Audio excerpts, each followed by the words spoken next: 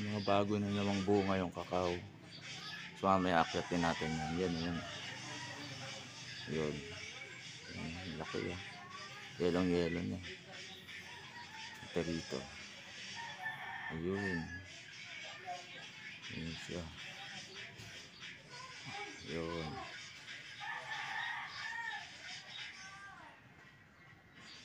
Mamaya akyatin natin yan. After na ma-harvest yung kakao, ganito po ang pagkain niya.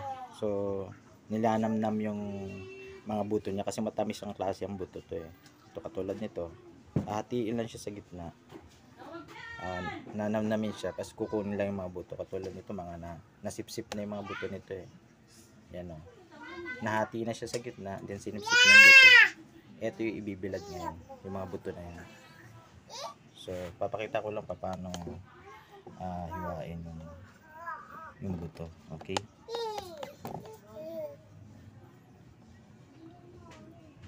Katulad nito, hiwain lang naman siya sa gitna. Ayan. Lalagyan mo lang siya ng lamat. Once na magkaroon na siya ng lamat, pwede mo na siyang biyakin eh. Ayan. Ayan.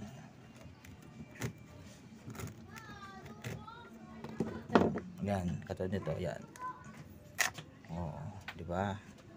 Ito na yung seeds niya. So, labas na siya sa nibs niya. Ito yung nibs, tinatawag na nibs. Ito yung mga seeds. So, may tamis-tamis pa yung konti. Itong nanamnamin natin. So, ipapakita ko lang sa inyo kung paano yung kaibahan pagka na-dried na yung seeds. Ito 1 day dried and 2 days. Ito naman yung kaibahan ng fresh na seeds once na nasa nibs pa siya. So white na white siya, di ba? And makikita mo naman dito sa mga yung buto niya dito na natanggal na at na fermented na brown na siya, and mas lalo na pagka roasted na siya, brown na brown siya talaga. Katulad niya na ina-unshell pa lang natin yon yung mga fermented na seeds, and once na na-ferment na siya, iro-roasted na siya. And kita niyo naman, di ba? Ito yung parang seeds niya na white na parang may mga foam pa, pero actually may matamis siya. Kinakain to o sinisipsip, and meron siyang good sugar. Yun, pwede nyo siyang parang gawing candy. Ayun talaga ang ginagawa namin. And after nyan, yan, ito-dried na siya, katulad nyan. And ito naman yung fermented na siya ng ilang days. Actually 1 week na tong fermented. And binilad lang siya sa araw yung pagpa-ferment nito. Once na na-collect nyo na yung mga buto na galing sa nibs, and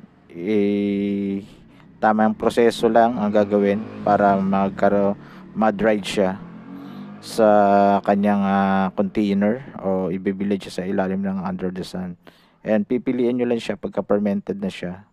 Kasi may mga dried kasi na buto na walang laman, yung iba kakonte durog, ganon. Tsaka hindi na siya healthy na mga buto. So, sineseparate na siya para mas makaipon talaga tayo ng mga buto na magagandang klase. Yung bilog na bilog, yung maraming laman, tsaka yung hindi siya bulok or dried.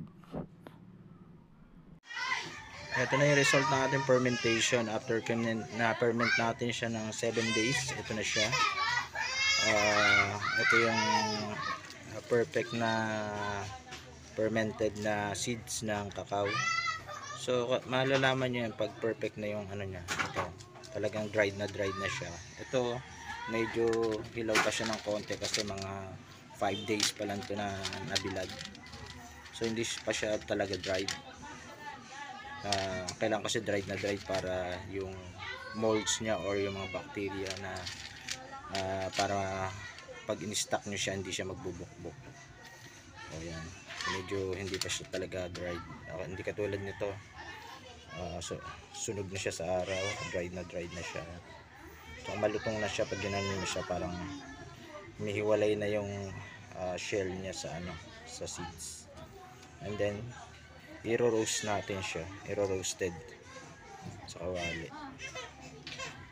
Ganun na lang siya kadali.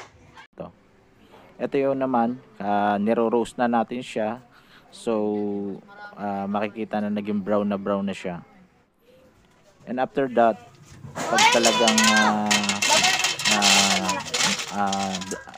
cool na siya or napalamig na, lalagay natin siya sa container para mapili pa, or sisimulan na natin siya isa-isahin na balatan para makuha natin yung pinaka cacao beans niya. So ito na siya, brown na brown, malutong at ready for roasting na. Ito naman yung process na ginagawa pag kukunin na yung pinaka beans niya. So kasi may balat yun. So kung mano-mano, katulad ng ginagawa ko, ito yung mga makalumang style dati ng pagbabalat. And ito, nakarami na ako. Marami na yung mga nakuwang balat. Yung kabila naman, ito yung original na mga beans niya. So yung nasa taas ay yung mga may balat pa. And ito, yan. May mga balat pa yan. And akin naman pipigain para matanggal ko yung mga shell niya. So ito na yung mga beans niya. Ito na yung gagawing i-grind. Na katulad nito, yan. Grind na siya dahil gumamit ng machine. At ito na yung magiging resulta niya. Isa na siyang sekwate or hot chocolate. So pwede rin siya sa mga ibang produkto katulad ng mga uso ngayon, yung mga ganito. Ayan, na uso na rin. So nag-enjoy ako dati sa naging paborito naming pinuntahan sa Baguio na restaurant na nagtatampok siya ng Chocolate de Baterol. And dito lang yan sa may Baguio City na nagpunta kami. Yan. Hi guys, finally nakasama din sa vlog ni Sir. Hello! Kung may time kayo, puntahan nyo lang po itong Chocolate de Baterol dito sa Baguio City, sa may Camp Chanhae. And mag-enjoy talaga kayo sa kanilang masarap na chocolate. At sa mga side dishes niya, katulad nito, yung mga suman or marami silang menu na pang Paris dito. Kami ayun sa Baguio, dito sa Camp Chanhae. Tapos namin kumain sa may Good Taste. So, dito naman muna kami. So hanggang sa muli, don't forget to subscribe na my channel and post the notification bell para updated po kayo. Hanggang sa muli, maraming salamat po sa panonood ng aking vlogs. Thank you.